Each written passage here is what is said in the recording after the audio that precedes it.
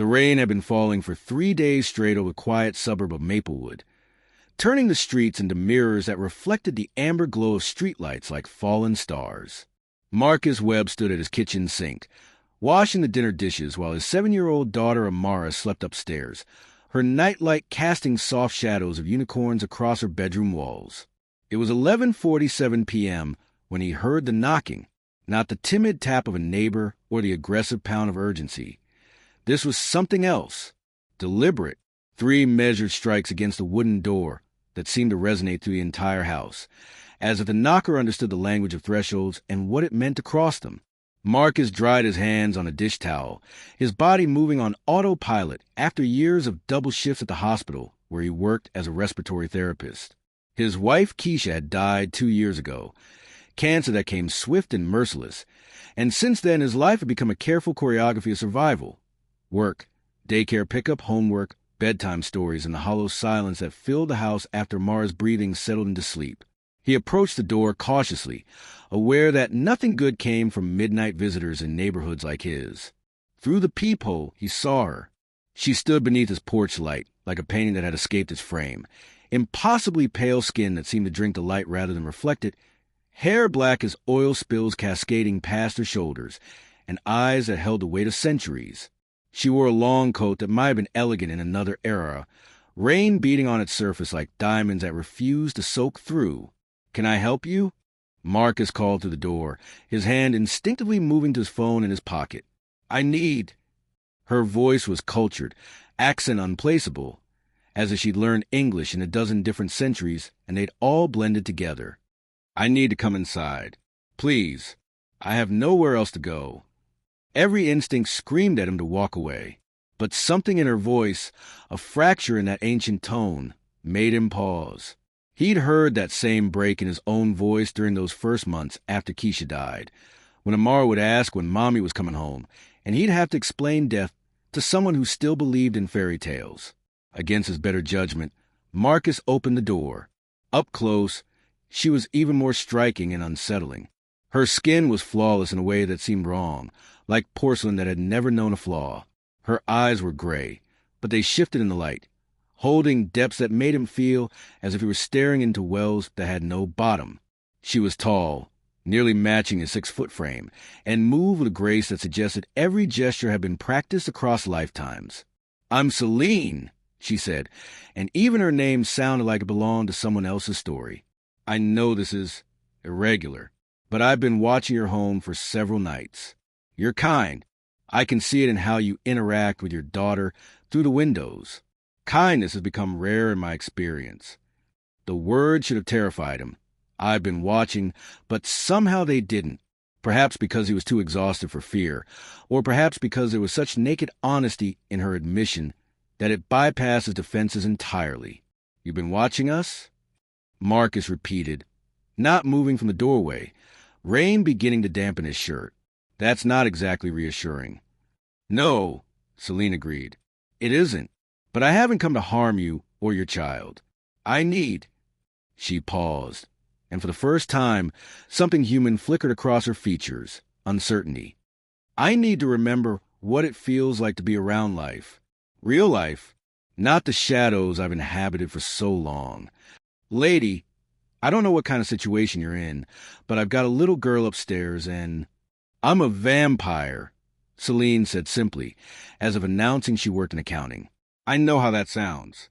But I'm telling you the truth because I'm tired of lies. I'm tired of pretending.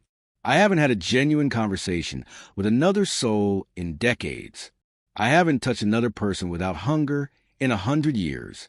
And tonight, standing in this rain, watching the light in your windows, I realized I couldn't endure another century of this loneliness." Marcus stared at her.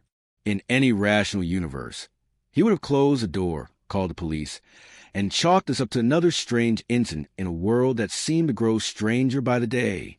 But there was something in her eyes, ancient and desperate and achingly sincere, that made him hesitate. "Prove it," he said, not believing, but curious despite himself. Celine's mouth curved into something that wasn't quite a smile. She raised her hand, and he watched as her fingernails lengthened into claws that gleamed like obsidian in the porch light. Her canines extended, sharp and predatory, transforming her beautiful face into something from a nightmare. Then, just as quickly, everything retracted, leaving her looking human again, almost. "Holy shit," Marcus breathed. "An appropriate response," Celine said. "May I come in now?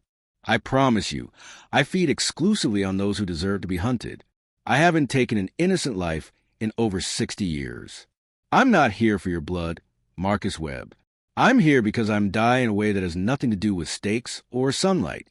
I'm dying of disconnection from everything that makes existence bearable." The use of his full name should have alarmed him. More evidence that she'd been researching him. But Marcus found himself stepping aside. "You can come in. But any sign that my daughter is in danger, and I don't care what you are, I'll find a way to end you." "Understood," Celine said, and stepped across his threshold. The moment she entered, Marcus felt the temperature drop several degrees, not in a threatening way, but as if she carried winter in her bones, a cold that had nothing to do with weather and everything to do with the absence of warmth that comes from living, breathing, dying as humans do. She stood in his modest living room, looking around with an expression that might have been wonder or might have been grief. Her eyes lingered on the photographs covering his walls, Marcus and Keisha on their wedding day, Amara as a baby, family pictures from holidays that would never come again. "You loved her very much," Celine said, her gaze fixed on a photo of Keisha laughing, her head thrown back in pure joy. "I can see it in every image. The way you look at her, like she was a sun and you were a planet caught in her orbit." "Yeah," Marcus said softly, his throat tightening. She was everything. "And now you're alone, raising your daughter, working yourself to exhaustion, wondering if you'll ever feel whole again." Celine turned to face him. "I know loneliness, Marcus. I know what it means to wake each night and realize that everyone you've ever known has turned to dust. I know what it's like to walk through centuries and feel nothing but the weight of all those years pressing down on you." "How old are you?" Marcus found himself asking. "I was turned in 1893, Celine said. "I was 28 years old, a widow myself, though in my era, that meant very different things than it does now. My husband died of pneumonia. 3 months later, I was attacked by a vampire who wanted a companion. He made me into this without asking, without explaining what I would lose. My humanity, my ability to walk in daylight, my mortality, everything that made me me." She moved to his couch, sitting with the formal posture of someone from another century. "I killed him 10 years later, drove a stake through his heart while he slept. I've been alone ever since, building a queendom of shadows and fear, commanding the night but belonging nowhere. I haven't allowed myself to care for anyone in 100 years because everyone I've ever cared for dies, and I remain. Do you understand what that does to a soul? To watch the world change and change and change while you stay frozen in time." Marcus sat in the chair across from her, still processing the impossible reality that he was having a conversation with an actual vampire in his living room at midnight. "Why me? Why my house?" "Because I saw you with your daughter 3 weeks ago," Celine said. "You were teaching her to ride her bicycle in the driveway. She kept falling and you kept catching her, telling her she could do it, that you believed in her. And when she finally rode 10 feet, without help, you cried. I watched you wipe those tears away before she could see them. Try and be strong for her even though you were so proud your heart was breaking with it." She leaned forward slightly. "In that moment, I remembered what it felt like to be human, to love something so much that their joy becomes your joy, their fear becomes your fear. I've been dead inside for so long, Marcus. But watching you with your daughter, I felt something crack open in my chest. Something I thought had turned to stone centuries ago." "This is insane," Marcus said, but he didn't move to throw her out. "You're a vampire. I should be terrified." "You should be," Celine agreed. "But you're not. Want to know why? Because you recognize the truth when you hear it, even when it's wrapped in impossibility. You're a man who spent 2 years drowning in grief, going through the motions for your daughter's sake, and some part of you is so desperate for connection, for someone who understands loss, that you're willing to sit here and talk to a monster. You're not a monster," Marcus said, surprising himself. Monsters don't knock on doors and ask for permission. They don't talk about loneliness like it's a wound that won't heal. Celine's eyes glistened, and for a moment, Marcus thought she might cry. But vampires didn't cry, did they? I haven't had sex in 100 years, Celine said suddenly, her voice raw with admission. Not because I haven't had opportunities, but because sex without connection is just bodies colliding in the dark. I've had eternity to learn that lesson. What I crave isn't flesh, it's intimacy. The kind that requires trust and vulnerability and the willingness to be seen by another person. The kind I gave up believing I'd ever experience again. The confession hung in the air between them, electric and dangerous. Marcus felt his pulse quicken, aware that they'd crossed into territory that had nothing to do with supernatural revelations and everything to do with two profoundly lonely souls recognizing something in each other. I can't, Marcus started. I have Amara to think about. I can't bring someone like you into her life. Someone who exists outside of everything normal and safe. I know, Celine said. I'm not asking you to. I'm asking if I can simply exist here for a while. Sit in your living room and remember what homes feel like. Listen to you talk about your day. Maybe tell you about mine. No expectations. No promises. Just two people who've forgotten how to be people, trying to remember together. Marcus should have said no. Should have shown her the door and returned to his careful, controlled life of work and fatherhood and silent grief. But looking at her, this impossible woman who'd lived through the Spanish flu and 2 world wars and the invention of the internet, who commanded darkness but craved light, he found himself nodding. Okay, he said, but we set boundaries. And if Amara wakes up, you're just a friend from work who stopped by late. No vampire talk around my daughter. Agreed, Celine said, and something in her expression softened, making her look younger somehow, despite the ancient eyes. Thank you, Marcus. You have no idea what this means. I think I do, he said quietly. I haven't let anyone new into this house since Keisha died. Not romantically. Hell, barely even friends. It's just been me and Amara against the world. So yeah, I think I understand exactly what it means to open a door you kept locked for too long. They sat in silence for a while, the rain continuing to fall outside, creating a cocoon of sound that made the world beyond his walls feel very far away. And for the first time in 2 years, Marcus Webb didn't feel quite so alone in his grief, even if his companion was a vampire queen who'd forgotten how to be anything but lonely. Outside, the rain began to ease, but neither of them noticed. They were too busy beginning the slow, terrifying work of lowering walls that had protected them from further pain, walls that had also kept them from living. The weeks that followed were strange in ways Marcus couldn't have anticipated. Celine came to his house every night after Amara fell asleep, arriving always at the same time, 11:47 p.m., as if she claimed that moment as her own personal threshold between day and night, between his world and hers. She never used the front door after that first night. Instead, Marcus would find her sitting on his back porch, perfectly still, watching the stars with an expression that suggested she remembered when those constellations had different names. He'd open the sliding glass door, and she'd turn, offer him a small smile that seemed to cost her something, as if smiling was a language she'd forgotten how to speak fluently. Tonight, 3 weeks into their unusual arrangement, Marcus brought 2 cups of coffee out to the porch. He handed one to Celine, who took it with a look of bemused curiosity. I can't actually drink this, she said, holding the warm mug between her pale hands. Food and drink taste like ash in my mouth. All except blood, which tastes like life, like memories of being human. I know, Marcus said, settling into the chair beside her. But Keisha always said that coffee wasn't really about the drinking. It was about the holding, the warmth, the ritual of it. Sometimes I make myself a cup just to have something to do with my hands while I think. Celine brought the mug to her face, inhaling deeply. I can smell it, at least. That's something. It smells like early morning in Vienna, 1924. There was a cafe near the Opera House where I used to sit and watch humans live their lives. I couldn't eat or drink, but I could smell the coffee and the fresh bread, and for a few hours, I could pretend I was still one of them.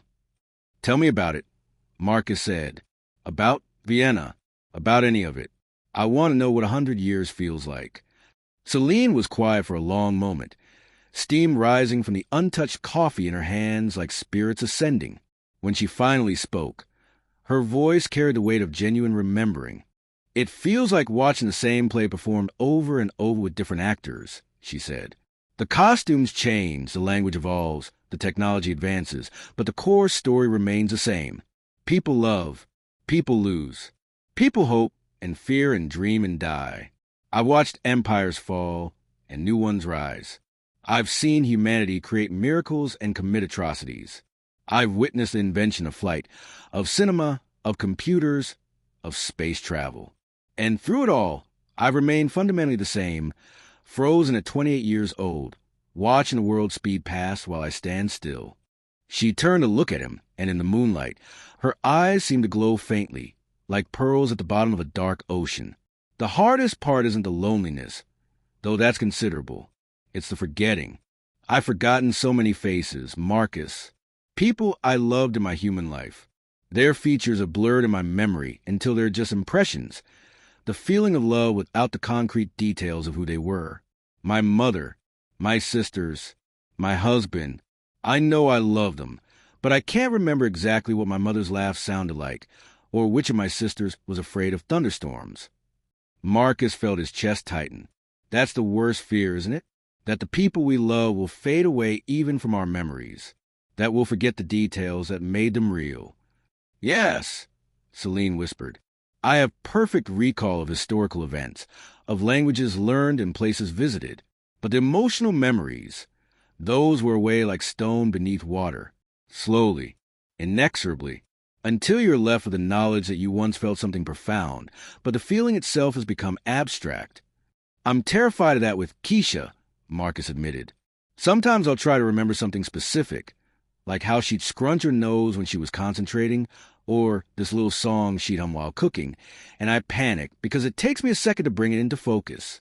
Like the image is starting to pixelate. And I think, what happens in 10 years? 20? Will I forget her voice? Will I forget the way she made me feel? Celine reached out then, hesitating for just a moment before placing her hand on his. Her skin was cold, but not unpleasantly so, like marble that had been in the shade on a summer day. You won't forget, she said firmly. You're not like me. You're human. You get to keep your ghosts close, even as they fade. You get to die with your memories intact, even if they've lost some resolution. I have to watch my ghost dissolve completely over centuries, knowing I'll outlive even the memory of having loved them. Marcus turned his hand over, interlacing his fingers with hers. It was the first time they'd really touched, and he felt a jolt run through him, not of fear, but of recognition. This was what Celine had meant about connection, about being seen. Is this okay? He asked quietly. More than okay, Celine said, her voice barely above a whisper. I told you I haven't touched anyone without hunger in a century. This feels God's, Marcus. This feels like being human again. They sat like that for a while, hands clasped, the night settling around them like a blanket. Somewhere in the distance, a dog barked. A car passed on the street out front. The ordinary sounds of suburban life that continued oblivious to the extraordinary moment unfolding on this back porch. Tell me something you've never told anyone, Marcus said. Something from all those years. Celine considered this, her thumb absently tracing circles on the back of his hand. In 1956, I fell in love with a jazz singer in New Orleans. Her name was Ruby, and she had a voice that could break your heart and put it back together in the same breath. I used to sit in the back of her club every night, just listening. I never spoke to her. I couldn't risk it. But for 6 months, her music was the only thing that made me feel anything at all. What happened? She married a drummer from her band, had 3 children, lived until she was 87 years old. I attended her funeral in 2023, standing in the back where no one could see me cry. Celine's voice caught.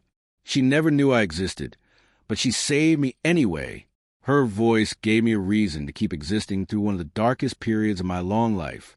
That's the thing about immortality. Marcus, you collect these secret moments of grace that no one else knows about.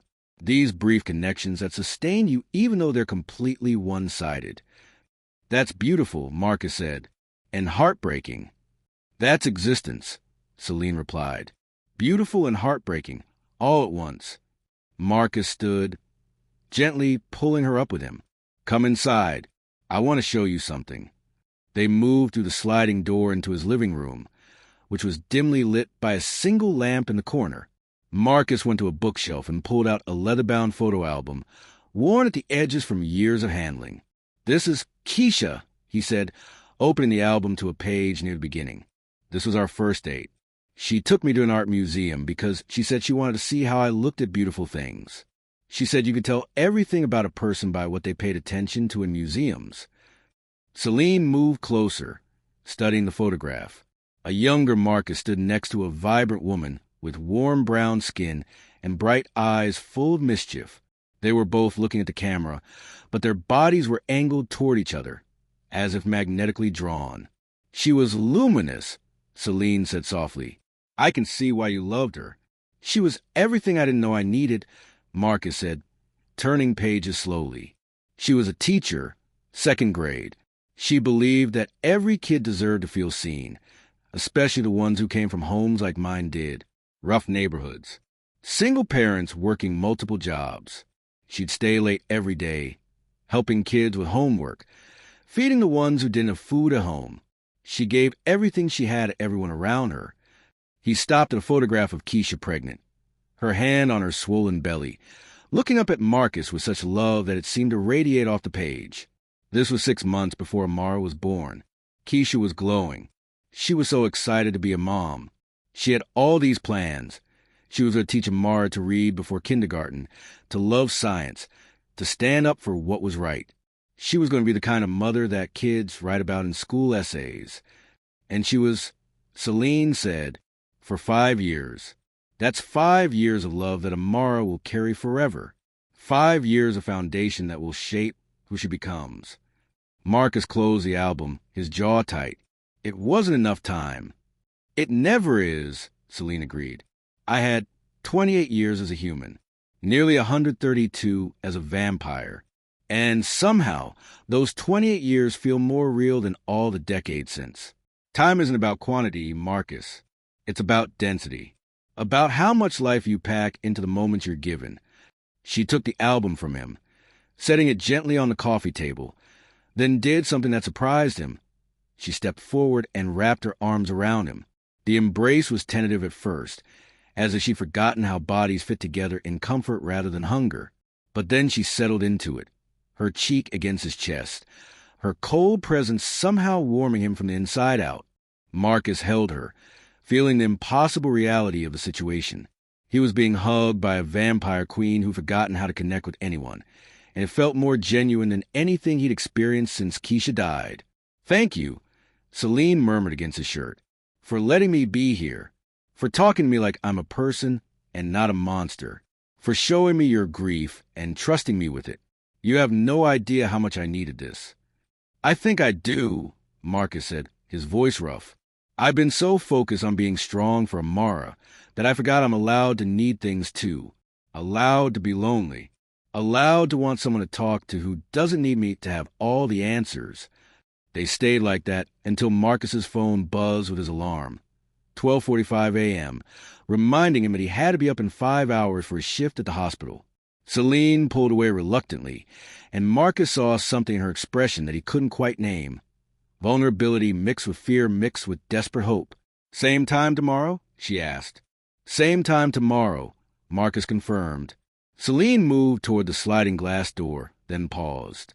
Marcus, can I ask you something? Anything. Do you believe in redemption?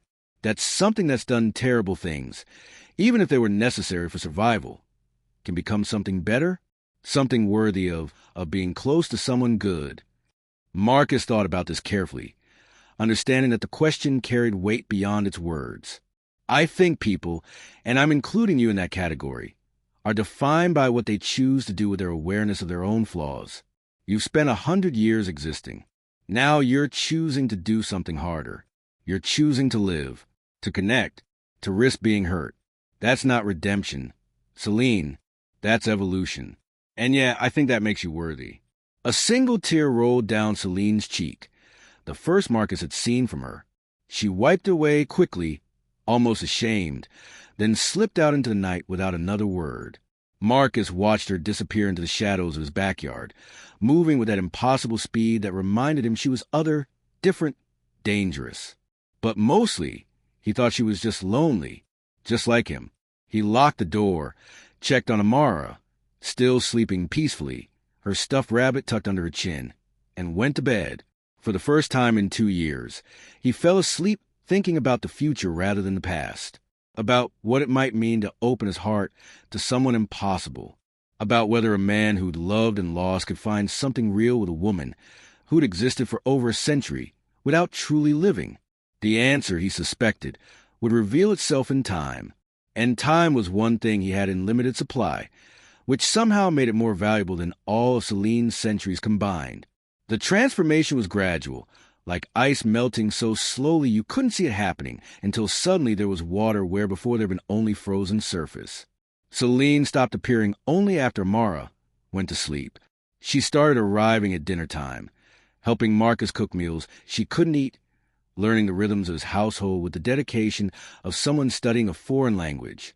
"Daddy, why doesn't Miss Celine ever eat with us?" Amara asked one evening, her face smudged with spaghetti sauce as she wound noodles around her fork with intense concentration. Marcus and Celine exchanged a glance across the table. They prepared for this question, knowing it would eventually come from his observant daughter. "I have a very sensitive stomach," Celine said smoothly. "Lots of foods make me sick. So I eat at home by myself, which is honestly pretty boring. I much prefer being here with you, even if I can't eat your daddy's excellent cooking." "That's sad," Amara said with the unfiltered empathy of children. "Being sick all the time must be really hard." "It is," Celine agreed, and Marcus heard the truth beneath the lie. Being what she was, existing as she did, was its own kind of sickness, a permanent condition that separated her from the simple joys of being human. "But being here with you and your daddy makes me feel better. You're like medicine for loneliness." Amara beamed at this, clearly pleased to be helpful. "You can come over whenever you want. Daddy's lonely too, even though he pretends he's not. I hear him sometimes at night, in his room, talking to pictures of Mommy." Marcus felt his throat close up. He'd thought he'd been quiet, had believed his daughter was too young to understand the depth of his grief. But children noticed everything, especially the wounds their parents try to hide. Celine reached across the table, squeezing Marcus's hand briefly before turning her attention back to Amara. "Your daddy loved your mommy very much. That kind of love doesn't just disappear when someone dies. It stays in your heart, and sometimes it hurts so much you have to talk about it, even if the person can't answer back. That's not sad, Amara. That's beautiful. Your daddy is teaching you that real love lasts forever. Did you ever love someone that much?" Amara asked with the blunt curiosity of 7-year-olds. "Once," Celine said quietly. "A very long time ago. And yes, I still talk to them sometimes, even though they're gone. I tell them about the things I see, the people I meet. I think they like your daddy very much. They'd say he's a good man raising a remarkable daughter." Amara considered this with a seriousness that seemed beyond her years. Then she smiled, revealing a missing front tooth. "I like you, Miss Celine. You're pretty and nice, and you don't talk to me like I'm a baby. Are you going to be Daddy's girlfriend?" Marcus nearly choked on his water. "Amara, that's not. We're just friends. For now," Amara said with a confident pronouncement of someone who understood the world better than the adults in it. "But I see how Daddy looks at you when he thinks I'm not watching. He smiles with his eyes, not just his mouth. He hasn't done that since Mommy got sick." Celine's expression softened into something that might have been wonder. "Is that true, Marcus? Do you smile with your eyes when you look at me?" Marcus felt heat rise in his face, acutely aware that he was being called out by his own daughter. I don't know. I haven't really thought about it." "Liar," Amara said cheerfully, returning to her spaghetti as if she hadn't just detonated a bomb in the middle of dinner. Later, after Amara had been bathed and tucked into bed with her ritual 3 stories and 17 kisses, Marcus found Celine on the back porch again, staring up at the moon with an expression he couldn't read. "I'm sorry about dinner," he said, settling into the chair beside her. "Amara doesn't really have a filter." "Don't apologize," Celine said. "She's right, isn't she? About how you look at me." Marcus took a deep breath. They'd been dancing around this for weeks now, both of them too afraid to name what was building between them. But Amara's innocent observation had stripped away their carefully maintained pretense. "Yeah," he admitted. "She's right. I don't know when it happened. Exactly. But somewhere between you showing up on my doorstep and now, I started feeling things. Things I wasn't sure I'd ever feel again after Keisha." "What kind of things?" Celine asked, her voice barely above a whisper. "Hope," Marcus said. "Excitement about something other than just getting through the day. That flutter in your chest when you know someone's about to arrive. The way my whole body becomes aware when you're in the room. I haven't felt any of that since before Keisha got sick, when every emotion became about loss and fear and grief. You make me feel alive again, Celine, and that terrifies me." Celine turned to face him fully, her ancient eyes reflecting starlight. "It terrifies me too, because I haven't let myself feel anything like this in over a century. Every time I've gotten close to someone, I've had to watch them age and die while I stayed exactly the same. I've attended the funerals of people I cared about, watching their grandchildren mourn them, while I looked exactly as I did the day we met. Do you understand what that means, Marcus? If we do this, if we acknowledge what's happened between us, I'll have to watch you die. I'll have to watch Amara grow old. I'll have to bury both of you and continue existing in a world where you're nothing but memories that will eventually fade like all the others. Then maybe we don't do this," Marcus said, even though the words felt like swallowing glass. "Maybe we stop before we get in too deep. I can't give you mortality, Celine, and you can't give me eternity. We're fundamentally incompatible." "Are we?" Celine challenged. "Because it seems to me that we're two people who understand loss better than most, who know that love and grief are two sides of the same coin, who've both been too afraid to risk feeling anything, because we know how much it costs. Maybe we're not incompatible at all. Maybe we're exactly what each other needs. Someone who gets that loving someone means accepting that you'll lose them eventually." Marcus felt something break open in his chest. "I don't want to lose you." "You will," Celine said, and her voice cracked with the weight of truth. "Maybe not for 50 or 60 years if you're lucky. But you'll die, Marcus. And I'll have to continue without you, just like I've continued without everyone else I've ever cared about. But here's what I've learned in 132 years. The grief is worth it. The pain of losing someone is the price we pay for having loved them at all.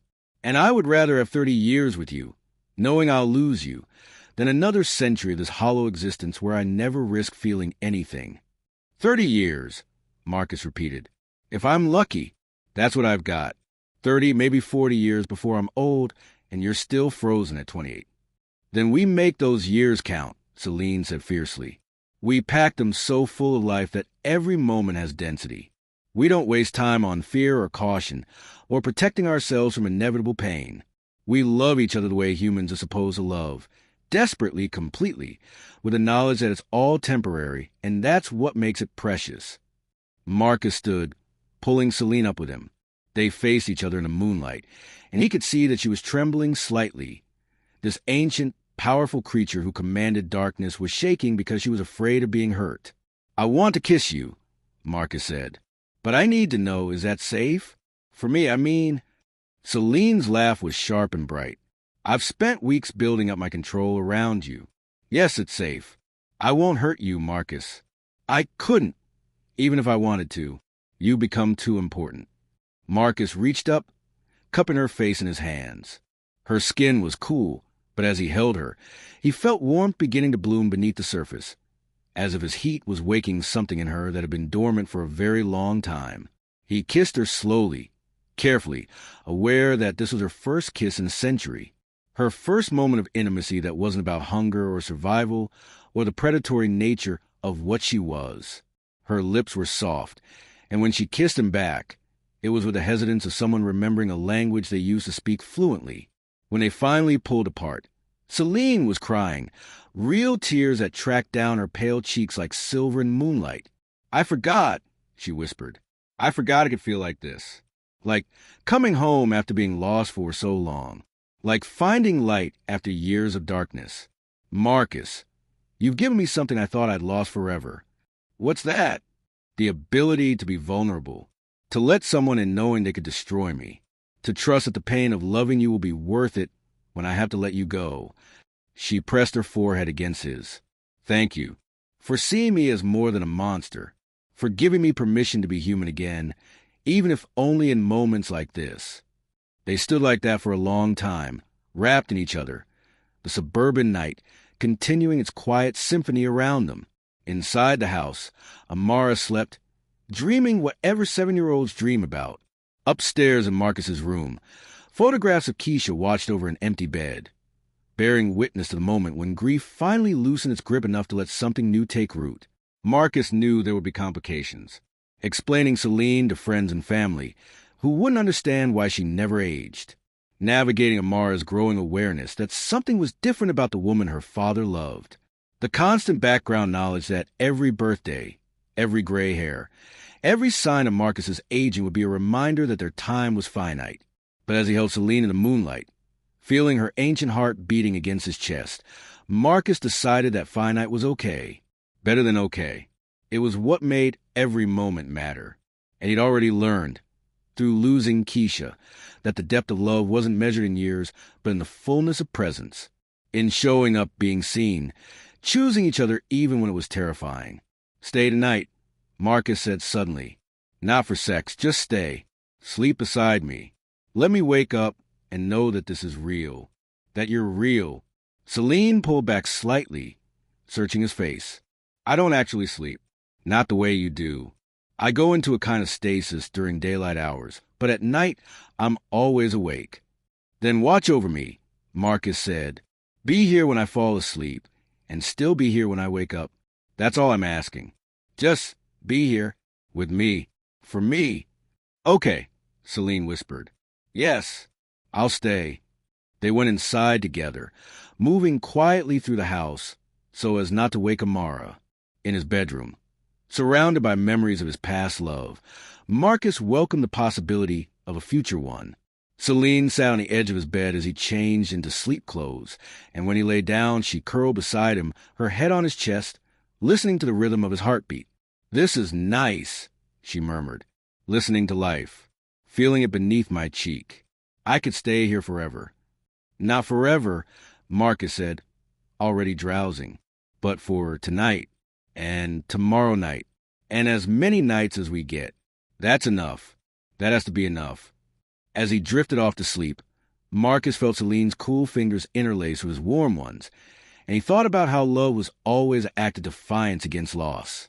How choosing to care about someone, despite knowing you'd eventually lose them, was perhaps the bravest thing any person could do, human or vampire, mortal or immortal. In the end, they were all just people trying to find light in the darkness, warmth in the cold, connection in the vast loneliness of existence. And tonight, against all odds and logic, Marcus Webb and Celine had found exactly that in each other. 6 months passed like water through open fingers, precious, irretrievable, and somehow more vivid than any time Marcus could remember since Keisha's death. Celine became a fixture in their lives, woven so seamlessly into the fabric of their household that Amara stopped calling her Miss Celine and started calling her simply Celine, with the easy familiarity of someone who belonged. But belonging came with complications. It was a Tuesday evening in late spring when everything came to a head. Marcus was working the night shift at the hospital, and Celine had volunteered to watch Amara, something she'd done dozens of times before without incident. But tonight was different. Tonight, Amara's friend Jessica was sleeping over, and Jessica's mother, Mrs. Patterson, was the kind of woman who noticed things. "I'll pick Jessica up at 9 a.m. sharp," Mrs. Patterson said, standing in the doorway with the assessing eyes of a suburban mother who'd appoint herself the neighborhood's moral guardian. "You're sure it's not an imposition? With Marcus working nights and all." "Not all," Celine said with her most charming smile, the one that could make people forget questions they'd meant to ask. "The girls are excited for their sleepover. We've got movies and popcorn and absolutely no plans to sleep until completely exhausted. Mrs. Patterson's gaze lingered on Celine with uncomfortable intensity. Have we met before? You look so familiar, but I can't place where I know you from. I don't think so, Celine said smoothly. I have one of those faces. People often think they recognize me. Mrs. Patterson didn't look convinced, but she kissed Jessica goodbye and left, though not without glancing back twice with an expression that suggested she was filing away information for later scrutiny. The evening proceeded normally enough. The girls watched movies, ate popcorn that Celine had learned to make perfectly despite not being able to eat it herself, and engaged in the kind of chaotic play that children excel at. Around midnight, both girls finally collapsed into sleep in Amara's room, surrounded by stuffed animals and blankets arranged in elaborate forts. Celine sat in the living room, reading a book from Marcus's collection, a battered copy of James Baldwin essays, when she heard the sound. A heartbeat rapid and frightened, coming from outside, then voices low and threatening. She moved to the window with inhuman speed, peering through the curtains. 2 houses down, she saw them. 3 men surrounding a woman who'd just gotten out of her car, their intentions written in body language and cruel laughter. The woman was young, maybe early 20s, and she was backing away with her hands raised in a placating gesture that Celine recognized from 100 similar scenarios across the decades. Predators always revealed themselves in the same ways, century after century. Celine made a calculation. In a fraction of a second, she couldn't leave Amara and Jessica alone in the house, not even for a minute. But she also couldn't stand by and watch what was about to happen to that woman. The curse of having power was that failing to use it when needed made you complicit in the harm that followed. She pulled out her phone, texting Marcus quickly. Have to step outside for 2 minutes. Girls sleeping. Emergency. Trust me. Then she moved through the back door, becoming Shadow, becoming Speed, becoming exactly what she was, a predator who'd chosen to hunt other predators. The confrontation lasted less than 30 seconds. Celine materialized behind the 3 men, and the first one didn't even have time to process her presence before she had him by the throat, lifting him off the ground with one hand. His friends turned, reaching for weapons, but she was faster.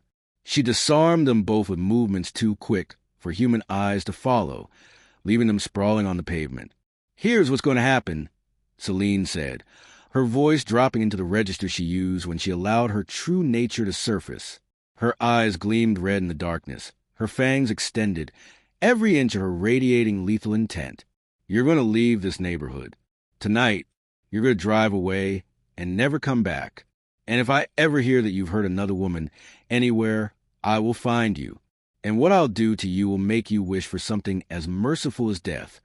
She dropped the man she was holding, and he collapsed, gasping. All 3 scrambled backward, their faces twisted in terror, stumbling over themselves in their haste to escape. They ran to their car and peeled away, leaving rubber marks on the street. The young woman stared at Celine with wide eyes, trembling. What were you? Someone who believes predators should fear the dark, Celine said, allowing her features to return to human appearance. Are you hurt? No, Thank you. Thank you so much. Tears were streaming down her face. I thought they were going to... I thought... They weren't, Celine said firmly. And they won't. Not here. Not ever again. Go inside. Lock your doors. You're safe now. The woman nodded, still shaking, and hurried into her house. Celine watched until she saw the lights come on inside, heard the deadbolt slide home. Then she turned to go back to Marcus's house, and found Mrs. Patterson standing in the middle of the street, her phone raised, filming. I knew there was something wrong with you, Mrs. Patterson said, her voice shrill with triumph and fear. I knew it. You're not human. You're some kind of monster. And you've been around our children. Around my Jessica. Oh my God, I have to call the police. I have to warn everyone. Celine could have used her speed to take the phone, could have used her abilities to make Mrs. Patterson forget what she'd seen. But years of existing in the shadows had taught her that sometimes the truth was the only viable weapon. You can call whoever you want, Celine said calmly. But first, You're going to watch the footage you just took and ask yourself a question. Did the monster just save someone, or did the monster just eliminate 3 actual predators who were about to assault that young woman? Mrs. Patterson faltered, glancing down at her phone screen, replaying the video. Her expression shifted as she watched Celine defending the victim, saw the men running away in terror. You could have called the police, Mrs. Patterson said, but her voice had lost some of its certainty. There were proper channels. And that woman would have been assaulted while we waited for those proper channels to arrive. Celine interrupted. I did what needed to be done. Yes, I'm different. Yes, I'm other. But I'm not a threat to your daughter or to Amara or to anyone in this neighborhood who isn't looking to harm someone weaker than themselves. You're a vampire, Mrs. Patterson whispered, the word carrying weight and accusation. Yes, Celine said simply. I am. I've been one for over a century. And in that time, I've made choices about who I am and what I do with this curse I carry. I protect people. I hunt those who hunt the innocent. And yes, I've fallen in love with a widowed father who needed someone to see him as more than his grief, and who saw me as more than my darkness. Are you going to make that phone call and destroy what we're building? Or are you going to recognize that sometimes salvation comes from unexpected places? Mrs. Patterson stood there, phone still in her hand, visibly wrestling with decades of conditioning about what monsters were supposed to be. Finally, she lowered the phone, though her hand was shaking. I won't call, she said. But I need to know, Jessica, is she safe with you? As safe as she is with her own mother, Celine said. Safer, perhaps, because nothing will ever harm those girls while I'm watching over them. That's not a threat, Mrs. Patterson. It's a promise. The same promise I made to Marcus and Amara.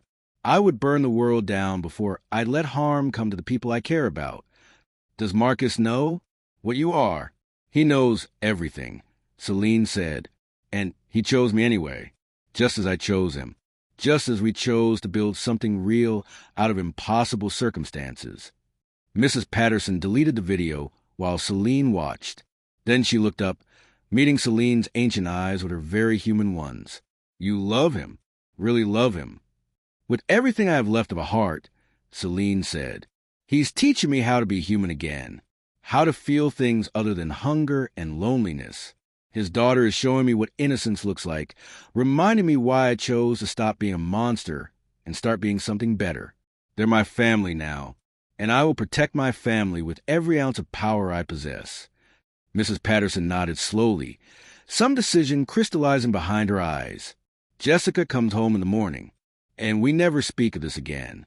But Celine, if you ever hurt them... I won't, Celine said. But if I ever do, if I ever lose control and become what I fear most, I've already made Marcus promise to end me. He has a wooden stake hidden in his bedroom closet, blessed by a priest I found for him. He knows where my heart is. He knows what needs to be done if I ever become a danger to the people I love. This confession seemed to satisfy something in Mrs. Patterson. She nodded once more, then walked back to her house without another word, leaving Celine standing in the street beneath the amber glow of streetlights. When Celine returned to Marcus's house, she found him sitting on the couch, still in his scrubs from work. He'd come home early, and from the expression on his face, she knew he'd either been told what happened or had witnessed some of it himself. Mrs. Patterson called me. Marcus said quietly, told me everything, told me that she watched you save someone, and that she'd made her peace with what you are. Are you angry? Celine asked, hovering near the doorway, suddenly uncertain of her place here. No, Marcus said. I'm terrified, because tonight reminded me what you're capable of, how dangerous you are, how easily you could hurt someone if you lost control. I would never hurt you, or Amara. I know that, Marcus interrupted. That's not what scares me. What scares me is that you're this powerful, immortal being who could have anyone, do anything, go anywhere, and you've chosen us. You've chosen this small, ordinary life with a single dad and his daughter. And I keep waiting for you to realize you could do better, that you don't have to limit yourself to our human timeline. Celine crossed the room in 3 strides, kneeling before him, taking his hands in hers. Marcus, listen to me. I've had centuries to do anything I wanted. I've traveled the world. I've accumulated wealth and power. I've commanded others of my kind. I've experienced things that would sound like fantasy if I described them. And none of it, has made me feel as alive as cooking dinner with you while Amara tells us about her day at school. None of it has given me the sense of purpose I get from being here. Being part of something real and messy and temporary and absolutely precious because it is temporary. But it's going to end, Marcus said, his voice breaking. We've been avoiding talking about it. But it's going to end, Celine. I'm going to get old. I'm going to get sick.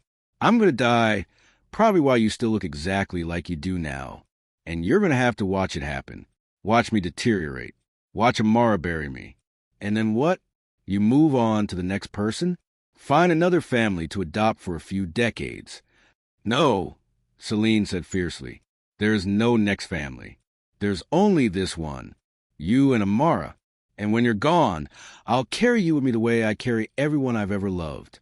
You'll fade eventually like all my memories do, but not for a long time, not for centuries. And in those centuries, I'll do what I'm doing now. I'll try to be better. I'll try to honor what you've taught me about love and sacrifice, and choosing to be vulnerable even when it's terrifying. She stood, pulling Marcus up with her, pressing her cold forehead against his warm one. I need you to understand something. Immortality isn't a gift. It's a curse. But you and Amara have given me something that makes the curse bearable. You've given me a reason to exist beyond simple survival. You've reminded me that connection is what makes us human or vampire or anything else. Real. And yes, I will lose you. Yes, it will break whatever's left of my heart. But I would rather have 30 years of this, of us, than another 300 years alone. Marcus pulled her into a kiss that tasted of salt and desperation and absolute certainty.